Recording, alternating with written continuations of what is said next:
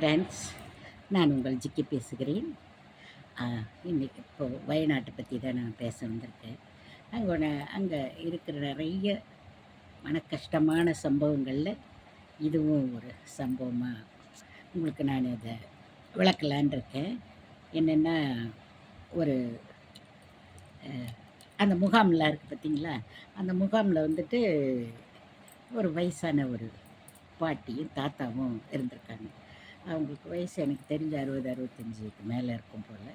அவங்க வந்து தப்பிச்சிருக்காங்க. இப்போ எப்படின்னா, அந்த கரை ஓரம் இருக்குது பார்த்தீங்களா, அந்த கரை ஓரத்தில் இந்த வீடுங்கள்லாம் தான் அவங்கெல்லாம் தூங்கிட்டாங்களாம் நைட்டு. அதில் தான் வீடு கீடு அடித்து எல்லாம் செத்து போயிருக்காங்க. அந்த தாண்டி கொஞ்சம் தள்ளி இருந்தவங்கலாம் கொஞ்சம் பிழைச்சிக்கிட்டு இருந்திருக்காங்க. அந்த அதுலேருந்து தப்பிச்சிட்டு இருந்திருக்காங்க. அதில் இருந்த ஒரு கப்பிள்ஸ் தான் இவங்க போல இருக்கு, வயசானவங்க. பாட்டியோ தாத்தாவோ. அவங்க வந்து 65 வயசுக்கு மேலே அவங்களுக்கு இருக்குன்னு நான் நினைக்கிறேன். அவங்க முகாமுக்கு வந்திருக்காங்க, கூட்டிகிட்டு வந்துட்டாங்க அவங்கள. அப்போ வந்து எல்லாம் அங்கே இருக்கிற ஆஃபீஸருங்கள பார்க்குறதுக்கு நிறைய ஆஃபீஸர்லாம் இருப்பாங்க இல்லையா, அவங்ககிட்ட வந்து, ஐயா எங்கள் வீடு வரைக்கும் கொண்டு போய் கொஞ்சம் என்னை கொண்டு போய் காமிக்க முடியுமா உங்களுக்கு அப்படின்னு கேட்டிருக்காங்க. அம்மா, அங்கே எல்லாமே நீங்கள் போகிற நிலமையில் எதுவுமே இல்லை, எல்லாமே வந்து ரொம்ப மோசமான நிலைமையாக இருக்குது, அங்கே உங்களால் போக முடியாதும்மா, அதனால் இப்போ வேண்டாம்மா அப்படின்னு சொல்லியிருக்காங்க.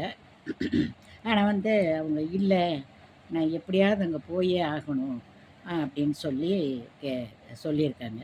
அப்போ அங்கே இருந்த ஒரு ரிப்போர்ட்டர் கேட்டிருக்காராம், ஏம்மா அங்கே தான் அது வீடெல்லாம் எப்படி இருக்கும்னு தெரியலையம்மா, நீங்கள் இந்த வயசில் எதுக்காக அதை போய் பார்க்கணும் அப்படின்னு நீங்கள் நினைக்கிறீங்க அப்படின்னு சொல்லி கேட்டிருக்காரு ரிப்போர்ட்டரு.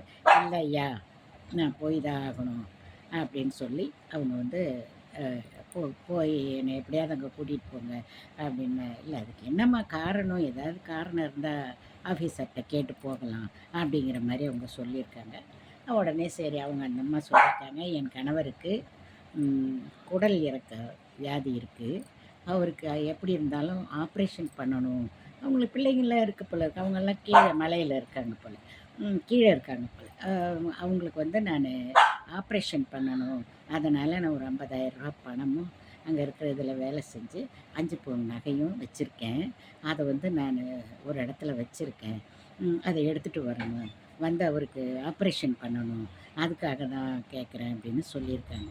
அப்போ வந்து, ஏம்மா அதுக்கு உங்கள் பிள்ளையவே அனுப்பிச்சா எடுத்துகிட்டு வந்துடுவாங்க.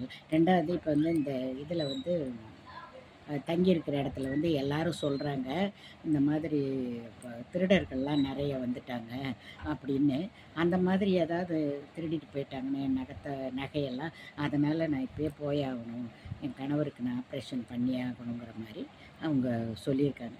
அப்போ அவர் சரிம்மா, ஆஃபீஸர்கிட்ட போய் சொன்னோன்னே, சரி நீங்கள் போயிட்டு வந்துருங்கம்மா, உடனே பத்திரமா போயிட்டு வாங்கன்னு சொல்லி, வீடு நல்லா தானே இருக்குங்கிற மாதிரி நினச்சி, அவங்க வீடெல்லாம் நல்லா தான் இருந்தது அவங்க வரும்போது அப்படின்னு சொல்லி அனுப்பிச்சி விட்ருக்காங்க.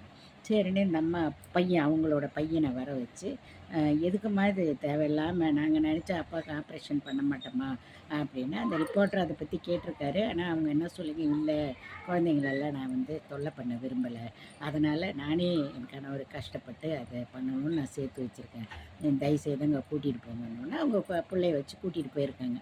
நாங்கள் போன உடனே போய் பார்த்தா வீடெல்லாம் நாஸ்தியாக தான் இருந்திருக்கு. வீடு வந்து சரியான நிலையில் இல்லை, இப்போ தான் டேமேஜ் ஆகி தான் இருந்திருக்கு எல்லாம். உடனே அப்போ இவங்க விறுவிறுன்னு, ஐயோ என்னடான்னு நினச்சிட்டு விறுவிறுன்னு போயிருக்காங்க. போய் பார்த்தா இவங்க எங்கேயோ தள்ளியே ஏதோ வேலை செய்கிற இடங்கள பக்கத்தில், வீட்டுக்கு பக்கத்தில் எங்கேயோ உள்ள மண்ணுக்குள்ளே வச்சுருக்காங்க போல். போய் பார்த்தா அந்த பணமெல்லாம் அப்படியே தான் இருந்தது, பணமும் அந்த நகையும் இருந்தது. அந்த எல்லாத்தையும் அதில் எடுத்துக்கிட்டு வந்து இங்கே அப்பாடா நிம்மதியாக பெருமூச்சு விட்டுட்டு என் கணவருக்கு, ஏம்மா இதெல்லாம் நாங்கள் பண்ண மாட்டோம்மான்னு பிள்ளைங்க கேட்டதுக்கு, இல்லைப்பா அவங்களெல்லாம் தொல்லை பண்ண விரும்பலை, அதுக்காக தானே இந்த காசை சேர்த்து வச்சு அப்பாவுக்கு ஆப்ரேஷன் பண்ணணும்ப்பா அப்படின்னு சொல்லி அவங்க திரும்பி ரிட்டன் வந்திருக்காங்க, இங்கே முகாமுக்கு வந்திருக்காங்க. அதாவது என்னென்னா, இந்த வயதான காலத்துலேயும் கணவருக்கு வீடு போச்சு வாசல் போச்சு அதெல்லாம் அவங்க கவலைப்படாமல், இந்த கணவருக்கு இந்த ஆப்ரேஷன் பண்ணணும் அப்படிங்கிற ஒரு எண்ணம் உங்களுக்குள்ள ஒரு லவ் இருக்கு இல்லையா, அதுக்காக இதை பற்றி சொன்னாங்க. அதை நான் என்னோடய ஃப்ரெண்ட்ஸ் சர்க்கிள் உங்களுக்கு சொல்கிறேன். நீ அடுத்த வீடியோவில் பார்ப்போம். தவறு எதனா இருந்தால் நம்ம மன்னிச்சுக்கங்க. வணக்கம், நன்றி.